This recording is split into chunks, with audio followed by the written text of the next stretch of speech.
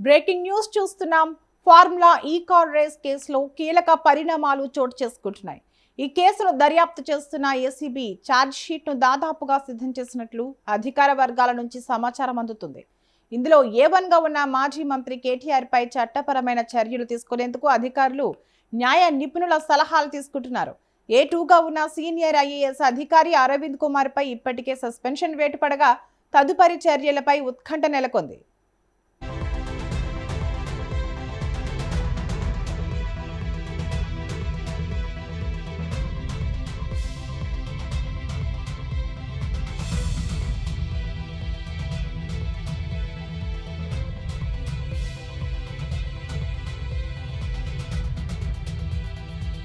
Formula ఈ car race నిర్వహణలో ప్రభుత్వ నిధుల వినియోగం, ఒప్పందాల ప్రక్రియలో నిబంధనలు ఉల్లంఘించారనే ఆరోపణలపై 2024 డిసెంబర్ 19న కేసు నమోదు చేశారు.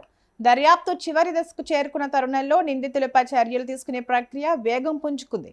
కేటీఆర్ ప్రాసిక్యూషన్కు గతేడాది నవంబర్లోనే గవర్నర్ నుంచి అనుమతి లభించింది. దీంతో చట్టపరమైన చర్యలు తీసుకునే దిశగా ఏసీబీ తన పరిశీలన కొనసాగిస్తుంది. అంతేకాకుండా A2గా ఉన్న ఐఏఎస్ అధికారి అరవింద్ కుమార్ పై చర్యలకు కూడా డిఓపిటి గ్రీన్ సిగ్నల్ ఇచ్చింది. రాష్ట్ర వ్యాప్తంగా జరిగిన ఐఏఎస్ల బదిలీలో ఆయనకు పోస్టింగ్ దక్కకపోవడంతో చర్యలు తప్పవన్న సంకేతాలు వెలువడ్డాయి. అందుకు అనుగుణంగానే ఫిబ్రవరి 28న ప్రభుత్వం ఆయనపై సస్పెన్షన్ వేటు వేసింది.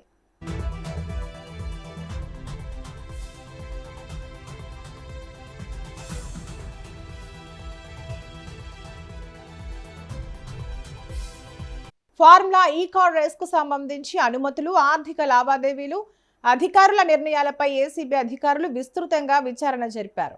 అగ్రిమెంట్ నిబంధనల ఉల్లంఘన, సెక్రటేరియట్ బిజినెస్ రూల్స్ అతిక్రమణపై ప్రధానంగా దృష్టి సారించారు.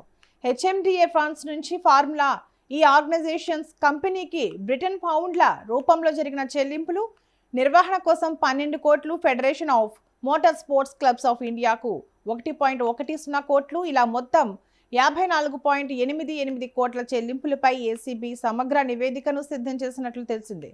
అనేక మంది అధికారులను ప్రశ్నించడంతో పాటు కీలక పత్రాలను స్వాధీనం చేసుకుంది.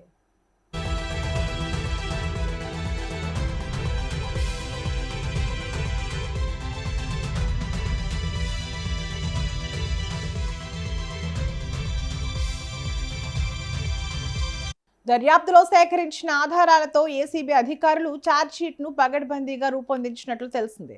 న్యాయపరమైన ప్రక్రియలు ముగిసిన వెంటనే కోర్టులో ఛార్జ్షీట్ దాఖలు చేసే అవకాశం ఉన్నట్లు సమాచారం.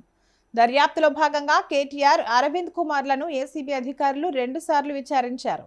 ఇద్దరిని కలిపి విచారిస్తామని ఊహాగానాలు వినిపించినా అలా జరగలేదు. అయితే ఐఏఎస్ అరవింద్ కుమార్ను విచారించిన క్రమంలో ఆయన అప్రూవర్గా మారినట్లు సమాచారం. ఫార్ములా ఈ కార్ రేస్ 10వ సీజన్ నిర్వహణ కోసం అప్పటి మంత్రి కేటీఆర్ ఆదేశాల మేరకే హెచ్ఎండిఏ నుంచి నిధులు చెల్లించినట్లు జూలై 3వ తేదీన జరిగిన విచారణలో అరవింద్ కుమార్ వాంగ్మూలం ఇచ్చినట్లు తెలుస్తోంది.